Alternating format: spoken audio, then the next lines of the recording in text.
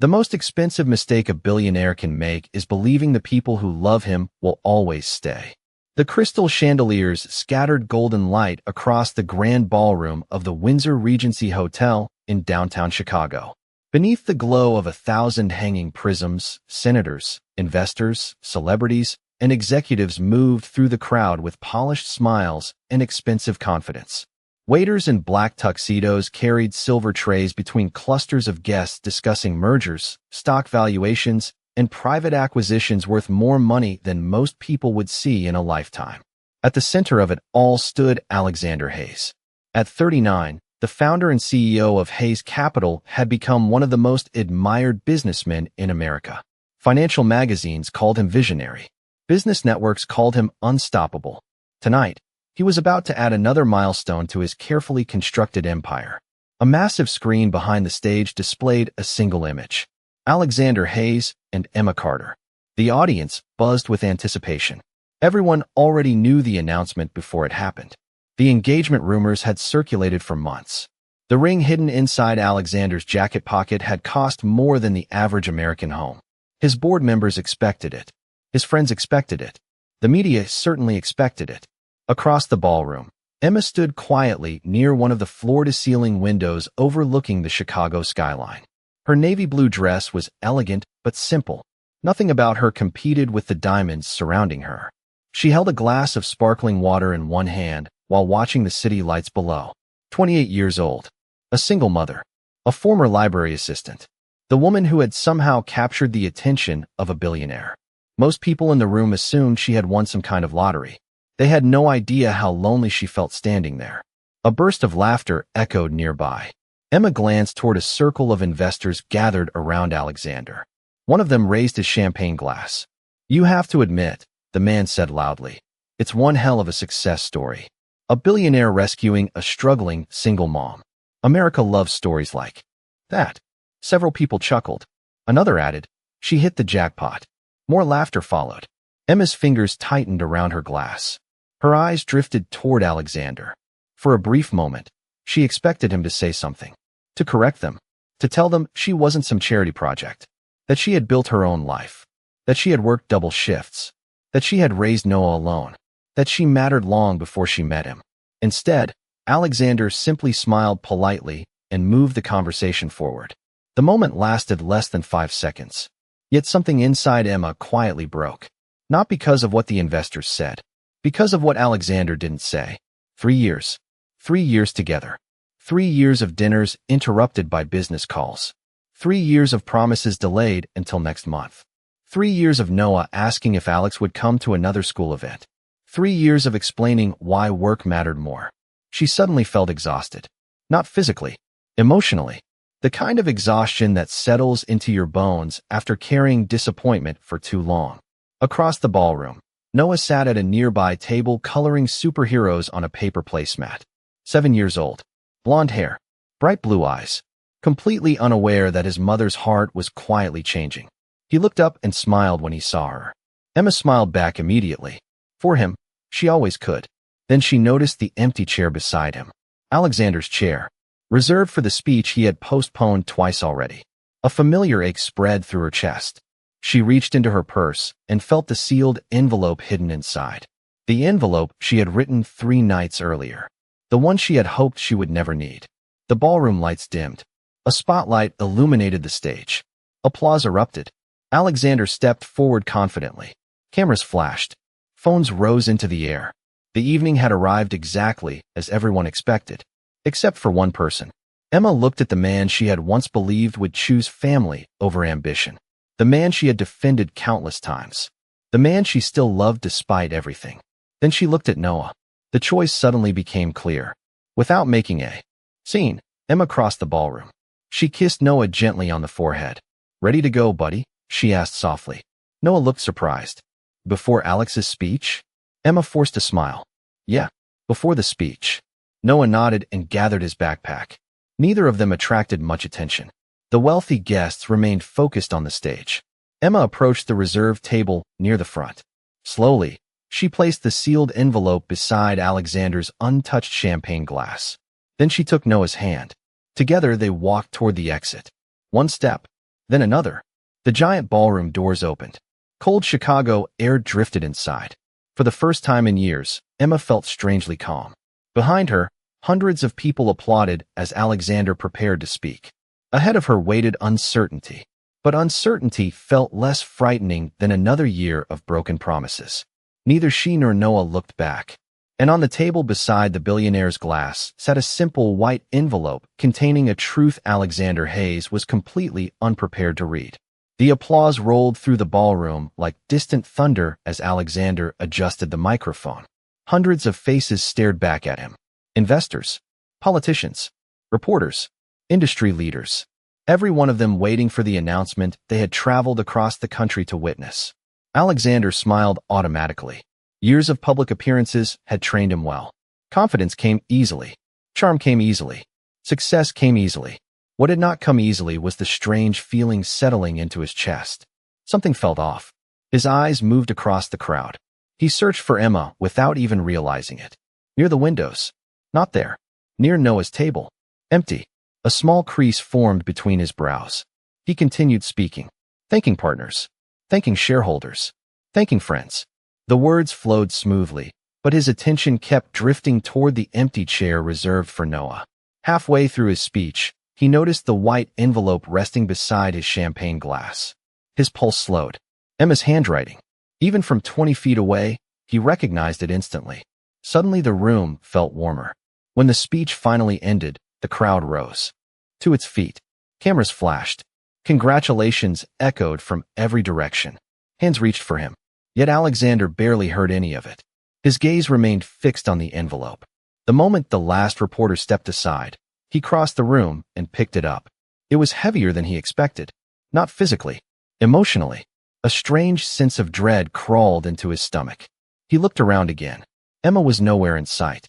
Neither was Noah. One of the event coordinators approached with a smile. "Sir, the media room is ready for your engagement announcement." Alexander stared at her. "Have you seen Emma?" The woman blinked. "I thought she was with you." For the first time that evening, genuine concern appeared on his face. He stepped away from the crowd and broke the seal. Inside was a single folded letter. He unfolded it carefully. The noise of the ballroom faded into the background. "Alex, if you are reading this, it means I finally did something I should have done a long time ago. I stopped waiting." Alexander frowned. His eyes moved faster across the page. "I spent years believing things would change. Years believing the next project would be the last one. The next deal. The next quarter. The next business trip. I kept telling Noah you would have more time soon. I kept telling myself the same thing." His grip tightened around the paper. A knot formed in his chest. Around him, guests continued celebrating. Waiters moved through the crowd. Glasses clinked. Nobody noticed the color draining from his face. But the truth is, Alex, there is always another deal. Another meeting. Another reason to postpone the people who love you. Alexander swallowed hard. He continued reading. Noah stopped asking if you would show up. Do you know how heartbreaking that is? A child should never learn disappointment so young. His eyes closed briefly. A memory surfaced. Noah standing on a soccer field, looking toward the parking lot. Waiting. Alexander had missed that game. He remembered promising to attend the next one, then missing that one too. The words on the page suddenly felt heavier. "I do not blame you for becoming successful. I blame you for forgetting why you wanted success in the first place." Alexander lowered the letter. His breathing had changed. Something inside him was unraveling. Slowly, quietly, dangerous in a way no financial crisis had ever been. A shadow appeared beside him. It was his longtime friend and business partner, Michael. "Everything okay?" Michael asked. Alexander stared at the letter. "She left." Michael glanced toward the ballroom entrance. "Left where?" Alexander looked up. For the first time in years, he did not have an answer.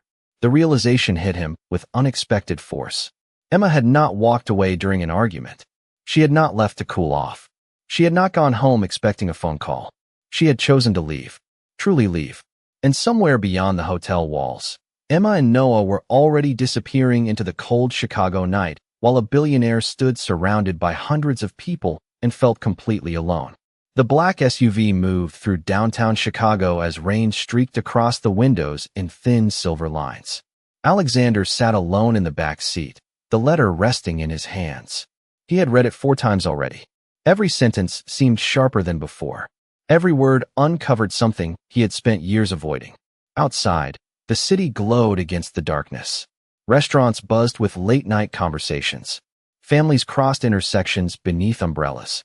Life continued exactly as it always had. Yet for Alexander, something fundamental had shifted. His phone vibrated again. 23 missed calls from reporters. 12 messages from board members. 3 invitations to interviews scheduled weeks in advance. He ignored every one of them. For the first time in years, none of it felt important. "Sir," his driver asked carefully. "Home." Alexander stared out the window. Home. The penthouse overlooking Lake Michigan. The place he had spent millions designing. The place filled with custom furniture, imported artwork, and panoramic views. The place Emma once described as beautiful but empty. He swallowed hard. "Take me to Emma's apartment." 20 minutes later, the SUV pulled into a quiet neighborhood on the north side of the city. The brick apartment building looked exactly the same as it had 3 years earlier when he first met her. Back then, she had lived there with Noah. Back then, she had laughed more. Alexander climbed out into the cold air and crossed the sidewalk. Lights glowed behind a few windows. A dog barked somewhere nearby. The building manager recognized him immediately. "Mr. Hayes." Alexander forced a polite smile. "Emma Carter. Is she still renting here?" The older woman hesitated. Something in her expression answered the question before she spoke. "No." His stomach tightened. "When did she leave?" "This afternoon." The words landed like a stone. "Did she leave a forwarding address?" The woman shook her head. "No, sir." Alexander looked up toward the third-floor apartment where Emma had once lived. He remembered carrying boxes up those stairs. He remembered helping Noah build a toy train set in the living room. He remembered promises. Too many promises. Most of them broken. "Thank you," he said quietly. Back inside the SUV, he stared at the rain-speckled glass. Emma had planned this. Not impulsively. Not emotionally. She had made a decision. She had prepared for it. Which meant she had probably been hurting for much longer than he realized. His phone rang again. This time it was Noah's school principal. Alexander answered immediately. "Mr. Hayes?" "Yes." "I apologize for calling so late. Emma asked us to update emergency contacts before the new semester."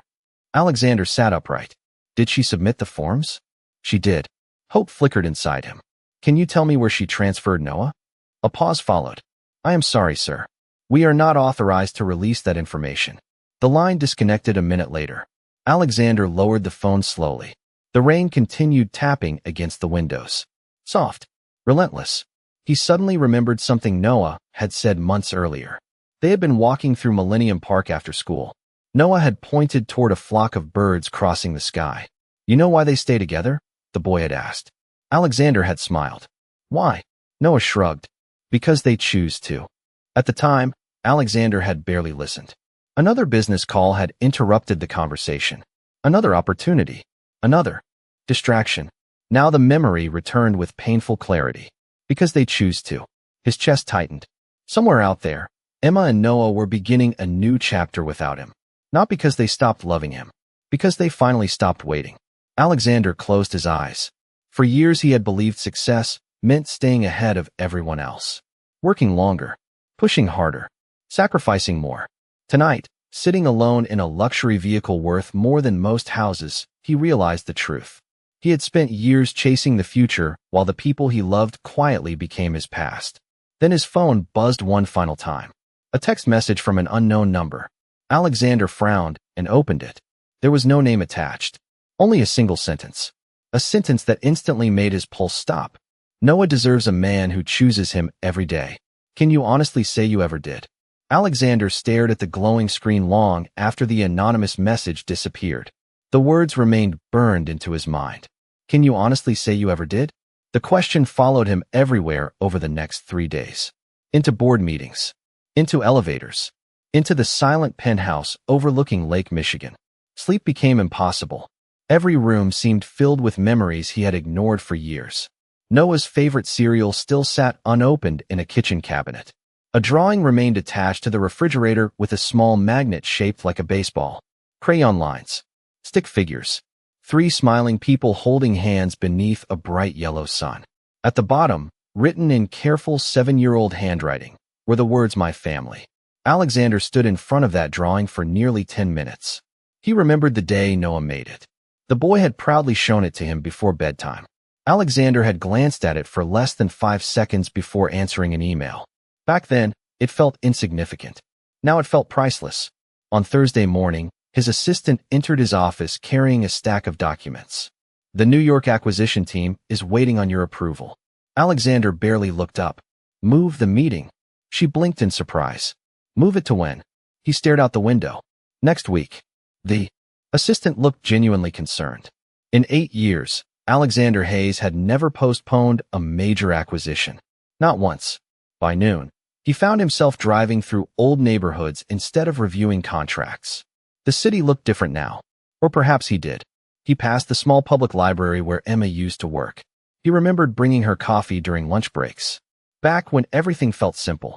Before success became an excuse for absence. Before every promise came with conditions. His phone rang. Michael again. Alexander, what is going on with you? Michael asked. The board is worried. Alexander laughed quietly. Not because anything was funny.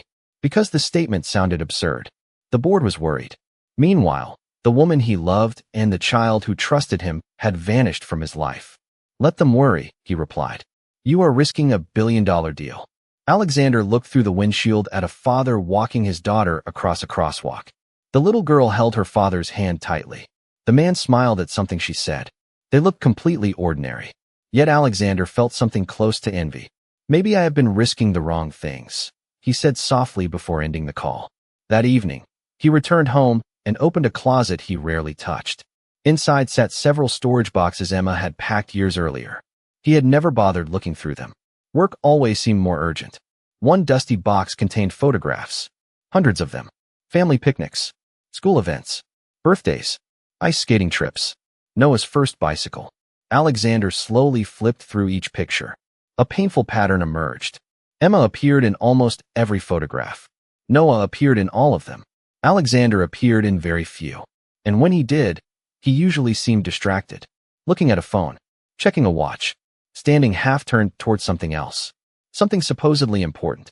Near the bottom of the box, he discovered a small notebook covered in blue fabric. Emma's handwriting filled every page. At first he hesitated. Then he opened it. The first entries were ordinary. Grocery lists. School reminders. Appointment notes. Then the pages changed. June 14th. Noah asked why Alex missed another game. I told him work was important. July 22nd. Alex promised the aquarium this weekend. Noah talked about it all week. We never went. September 3rd. Noah waited by the window for 2 hours tonight. He pretended not to be disappointed. That hurt more than if he had cried. Alexander stopped breathing for a moment. His hands trembled slightly. There were dozens more entries. Not angry. Not bitter. Just honest. Quiet records of small heartbreaks accumulating over time. Then he reached the final page. Unlike the others, it contained only one sentence. A sentence written weeks before she left. I still love him, but I do not recognize the man he is becoming. Alexander lowered the notebook slowly. The city lights shimmered beyond the glass walls of the penthouse. For the first time, he understood something terrifying. Emma had not left because she stopped loving him. She left because she loved Noah more. And somewhere beyond Chicago, she was building a future that no longer depended on waiting for Alexander Hayes to finally become the man he promised to be. The following Monday began with gray skies hanging over Chicago and a silence that felt heavier than usual. Alexander arrived at his office before sunrise, but instead of reviewing financial reports, he found himself staring at a photograph on his desk. It was one of the few pictures that included all three of them. Emma stood in the middle with her hand resting on Noah's shoulder. Noah grinned at the camera while holding a melting ice cream cone. Alexander stood beside them, smiling. It looked like a happy family. Looking closer, he noticed something he had never seen before. He was holding a phone in his other hand. Even in one of their happiest memories, part of his attention had been somewhere else. A knock interrupted his thoughts. His assistant stepped inside carrying a folder. Sir, I found something you may want to see. Alexander looked up. She placed the folder on his desk. One of our regional managers recognized Emma's name. His heart immediately accelerated. Where? Not Emma. Noah. Alexander leaned forward. What do you mean? A school registration request was processed through a partner educational program 2 days ago. The paperwork listed a transfer for a student named Noah Carter. Alexander's pulse hammered in his ears. Where? The assistant hesitated. A small town in northern Michigan. Harbor Ridge. The name meant nothing to him. Yet it instantly became the most important place in America. 2 hours later, Alexander's private jet sat ready on the runway. Normally, he would have traveled with advisors, security personnel, and assistants. This time, he traveled alone. The flight lasted just over an hour. During the journey, he stared out the window at endless clouds drifting beneath the aircraft. For years, he had crossed the country chasing opportunities. New markets, new investments, new profits. Now he was crossing state lines for something far more fragile. Hope. Harbor Ridge turned out to be exactly the kind of place Alexander never noticed before. A quiet lakeside town with fewer than 12,000 residents. Small storefronts lined the main street. Flower baskets hung from old-fashioned lamp posts. Children rode bicycles along sidewalks.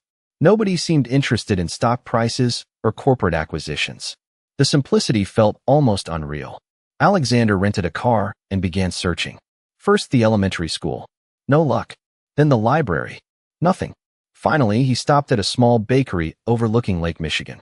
The scent of cinnamon drifted through the air as customers chatted over coffee. An older waitress approached with a friendly smile. Passing through, Alexander nodded distractedly. Actually, I am looking for someone. The woman laughed softly. In a town this size, everyone is looking for someone. He showed her a photograph. Emma and Noah standing together. The waitress studied it for several seconds. Then her expression changed slightly. Not shock. Recognition. Alexander felt his heartbeat stumble. You know them?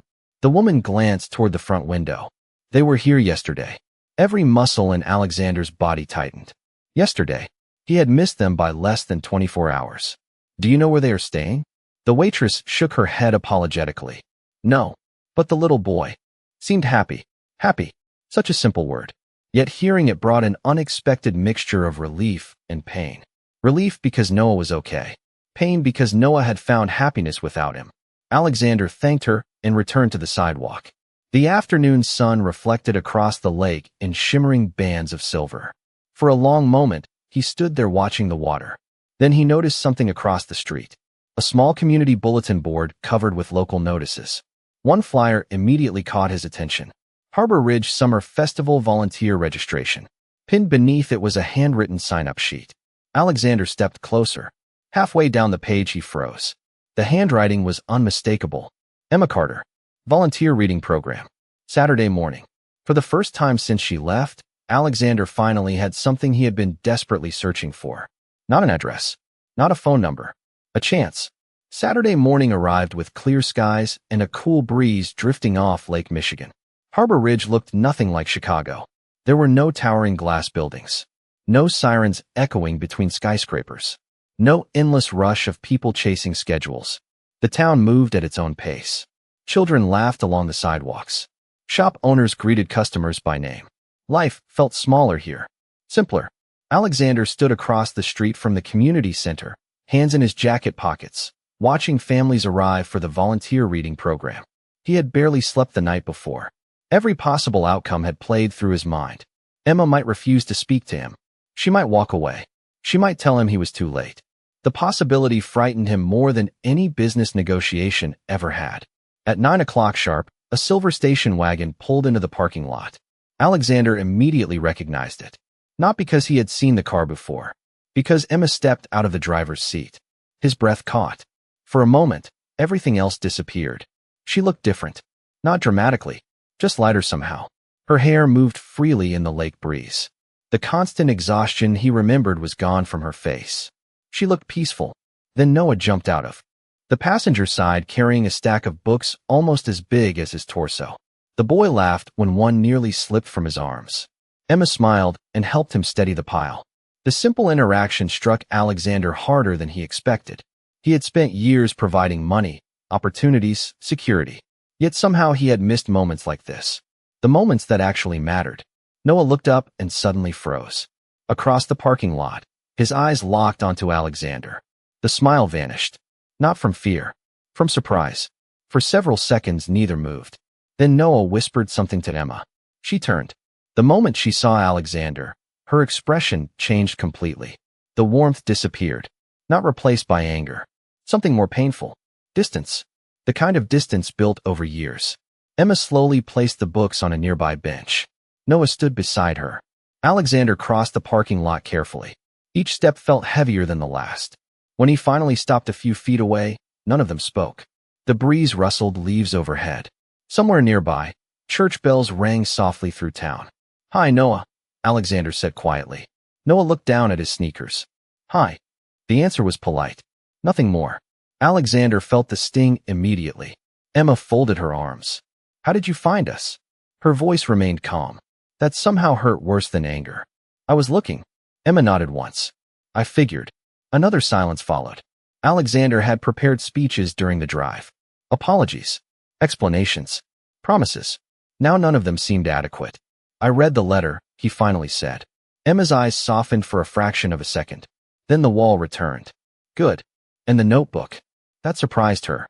She looked away briefly. "You were not supposed to see that." "I know." The honesty in his voice made her glance back. "But I am glad I did." Noah shifted awkwardly beside them. Alexander noticed how much taller the boy seemed. When had that happened? How many milestones had he missed while sitting in conference rooms? The realization landed heavily. "Noah," Alexander said gently, "can I ask you something?" The boy shrugged. Alexander swallowed. "Are you happy here?" Noah looked toward Emma before answering. Then he nodded. "Yeah." The single word carried more weight than any financial report Alexander had ever read. Happy. The boy was happy. Not because of expensive gifts. Not because of luxury. Because someone had chosen to be present. Emma glanced toward the community center doors. Families were beginning to gather inside. Children carried picture books. Volunteers arranged chairs. Life was moving forward. Without waiting. Without pausing. Without him. Then Emma looked back at Alexander and spoke the words he had feared hearing most. "You should go home, Alex." He felt the ground shift beneath him. Because for the first time in his life, he realized she truly meant it. Alexander stood motionless as Emma disappeared through the community center doors with Noah beside her. The conversation had lasted less than 5 minutes. Yet somehow it left him feeling more exhausted than a 12-hour board meeting. Around him, Harbor Ridge continued its peaceful Saturday morning. Children laughed near the playground across the street. A dog chased a tennis ball through a patch of grass. An elderly couple walked hand in hand along the sidewalk. Life moved forward without caring that one of the richest men in America had just been told to leave. Back in Chicago, people rarely said no to Alexander Hayes. Investors agreed with him. Employees followed his direction. Entire companies adjusted their plans based on his decisions. Here, none of that mattered. Emma had looked him in the eye and told him to go home. The strange thing was that he understood why. He remained in town anyway. Not because he expected forgiveness. Because leaving felt wrong. For years he had always left. Left for meetings. Left for conferences. Left for opportunities. This time he rented a small room above a hardware store on Main Street and stayed. The room was barely 600 square feet. The mattress was ordinary. The furniture did not match. The heating system rattled at night. Yet it was the first place he had slept peacefully in weeks. On Monday morning, he walked through town carrying a cup of coffee from a local cafe. Nobody recognized him. Nobody cared about stock valuations or magazine covers. He was simply another visitor. Near the marina, he noticed volunteers setting up tables for the upcoming summer festival. Without thinking, he stopped. "Need help?" he asked. A gray-haired man wearing a volunteer badge looked him up and down. "Can you lift boxes?" Alexander almost laughed. Nobody had asked him that question in years. "I think so." 3 hours later, he was unloading folding chairs from a delivery truck. His expensive watch remained in his pocket. His hands were covered in dust. Sweat dampened the back of his shirt. Oddly enough, he enjoyed it. The work felt honest. Simple. Real. On Wednesday afternoon, he found himself painting wooden signs beside a retired schoolteacher named Martha. She talked continuously while working. About the weather. About the local fishing competition. About her grandchildren. Eventually she asked the question he had been dreading. "What brings you to Harbor Ridge?" Alexander looked down at the paintbrush in his hand. "Someone important." Martha smiled knowingly. "Then I hope they know it." The answer stayed with him all evening. Because Emma had known she was important. The problem was that he had not acted like it. Friday arrived with bright sunshine and clear skies. The town square buzzed with preparation for the weekend festival. As Alexander carried another stack of supplies across the park, a familiar voice stopped him. Alex. He turned instantly. Noah stood 20 feet away holding a baseball glove. For a moment neither spoke. Then Noah slowly approached. The boy looked uncertain, curious, older than Alexander remembered. Hi, buddy, Alexander said softly. Noah shifted his weight. Mom said you were still here. Alexander nodded. Yeah. Noah looked around the busy park. Why? The question was simple. The answer was not. Alexander knelt slightly, so they were eye level. Because I spent a long time leaving when I should have stayed. Noah considered that. Is that why you missed my games? Alexander felt the familiar sting in his chest. Yes. The boy looked down at his glove. I used to save you a seat. The words hit harder than anything Emma had written in her letter. Harder than any criticism from a board member. Harder than any financial loss. Because there was no anger behind them. Only honesty. Noah glanced toward the baseball field nearby where children were beginning practice. Then he looked back at Alexander and asked a question that made his heart stop. If I have a game tomorrow, will you still be here? Alexander looked at Noah for several seconds before answering. The sounds of the baseball field faded into the background. Children were laughing. Coaches called instructions from the dugout. Somewhere beyond the trees, waves rolled gently against the shoreline. Yet all Alexander could focus on was the question standing in front of him. If I have a game tomorrow, will you still be here? Such a simple question. 7 words. But hidden inside those 7 words was every missed promise. Every canceled plan. Every empty seat. Alexander nodded slowly. Yes. Noah studied his face carefully. The way children do when they are deciding whether to trust someone. Really? Alexander swallowed. Really? The boy glanced down at his glove. Okay. Then he turned and jogged toward the baseball field. Just like that, the conversation ended. Yet Alexander remained standing there long after Noah disappeared into practice. Because he knew tomorrow was not about baseball. It was about trust. And trust was something money could not buy. The next morning arrived bright and clear. Harbor Ridge Little League Field sat beside a row of maple trees with white clouds drifting overhead. Families filled the aluminum bleachers carrying folding chairs, snacks, and insulated water bottles. It felt completely different from the exclusive events Alexander normally attended. Nobody cared who owned companies. Nobody cared about magazine covers. The only thing that mattered was whether the children had fun. Alexander arrived 40 minutes early. He sat quietly on the 3rd row and waited.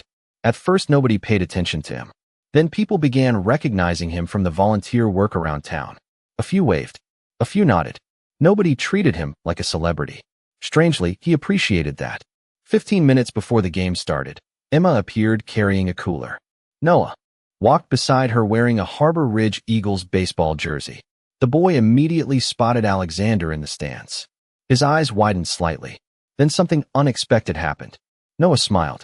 Not a huge smile. Just enough to make Alexander's chest tighten. Emma followed Noah's gaze. Their eyes met across the field. For a moment neither looked away. Then Emma quietly helped Noah gather his equipment and continued toward the dugout. The game began beneath a bright summer sun. Alexander watched every pitch, every swing, every catch. Not because Noah was the best player on the field. Because he was Noah. During the 3rd inning, Noah hit a slow ground ball towards second base and sprinted down the line. The crowd cheered as he reached first safely. Noah immediately looked toward the bleachers, toward one specific seat. Alexander was already standing and clapping. Their eyes met. Noah grinned.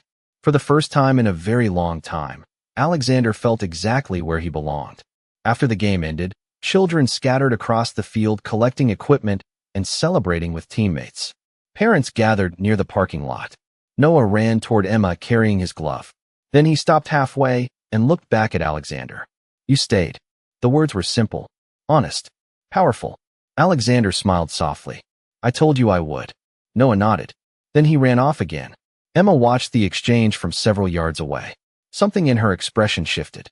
Not forgiveness. Not yet. But perhaps the smallest crack in the wall she had built around her heart. Later that afternoon, the town festival officially opened. Music drifted through the square. Food vendors lined the streets. Children carried colorful balloons. Volunteers moved between booths helping visitors. As the sun began sinking toward the horizon, Alexander helped set up folding tables near the waterfront. He was carrying a stack of supplies when a familiar voice stopped him. "You missed an important call." He turned. Emma stood beside him. The lake reflected golden light behind her. "What call?" he asked quietly. "The board voted this afternoon." Alexander blinked. "How do you know that?" Emma held up her phone. A news notification filled the screen. Hayes Capital delays major acquisition following unexpected CEO absence. She lowered the device. "A month ago, you would have been on the first flight back." Alexander looked toward the water. "A month ago, I probably would have missed the game too." Silence settled between them. Comfortable, uncertain, real. Then Emma glanced toward the baseball field where Noah was laughing with friends. When she spoke again, her voice was softer than before. "He noticed you were there." Alexander followed her gaze. "I know." Emma nodded slowly. That mattered to him. For the first time since arriving in Harbor Ridge, hope felt less like a distant dream and more like something quietly beginning to grow. Summer slowly turned into autumn in Harbor Ridge. The leaves along the lakefront shifted from bright green to shades of gold and crimson. What surprised everyone most was not that Alexander stayed for another week. It was that he stayed for another month. Then another. The private jet rarely appeared anymore. Board meetings happened through video calls. Corporate decisions were delegated. For the first time in his adult life, success stopped being the center of his world. Saturday mornings became reserved for baseball games. Wednesday evenings belonged to community events. Some afternoons were spent helping Noah with homework at the local library, where Emma now worked part-time. Nothing dramatic happened. No grand speeches. No expensive gifts. No attempts to buy forgiveness. Just consistency. Day after day. Choice after choice. One chilly October afternoon, Alexander sat in the front row of a school assembly. Parents filled the auditorium holding phones and cameras. Children waited nervously behind the curtain. Noah was performing in a reading competition.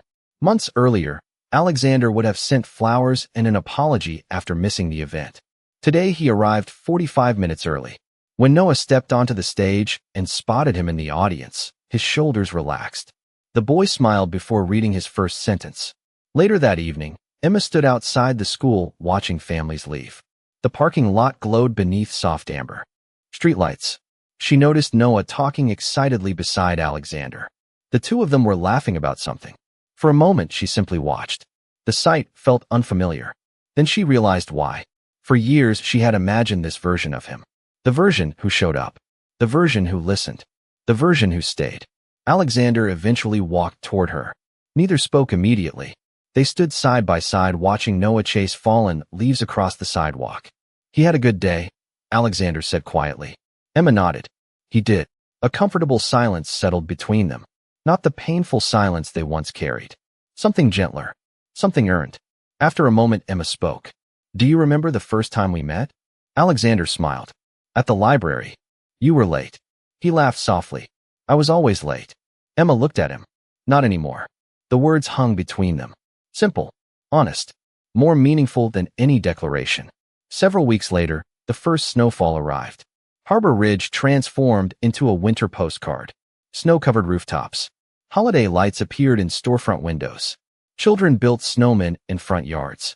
One Saturday morning, Noah insisted on walking along the frozen lakeshore. The three of them moved slowly through the fresh snow beneath a pale winter sun. Noah ran ahead, collecting smooth stones near the water's edge. Emma stopped to watch him. Alexander stood beside her. Neither seemed in a hurry to speak. Finally, Emma broke the silence. "When I left Chicago, I thought it was over." Alexander looked toward the lake. "Honestly, I thought so too." Emma studied his face. The confidence was still there. The intelligence. The determination. But something else existed now. Humility. Gratitude. Presence. Qualities success had nearly buried. "What changed?" she asked quietly. Alexander smiled. "I stopped trying to build a future and finally started showing up for the present." Emma felt tears sting her eyes unexpectedly. Not because of what he said. Because of what he had done. For months his actions had matched his words. The wind carried the distant sound of Noah laughing. They both turned toward him. The boy waved enthusiastically from farther down the shoreline. Alexander immediately waved back. Emma watched the exchange and felt something inside her settle peacefully. Not because life had become perfect. Not because every wound had disappeared. but because trust was slowly returning. One choice at a time, one day at a time, one promise kept at a time. As the sun began setting across the frozen lake, casting golden light over the snow, Emma slipped her hand into Alexander's. He looked down in surprise. Then he smiled. Together they started walking toward Noah, toward family, toward a future that no longer depended on wealth, status, or ambition, only on something far rarer. A man who finally learned that the people who love you are never asking for perfection. They are simply asking you to stay.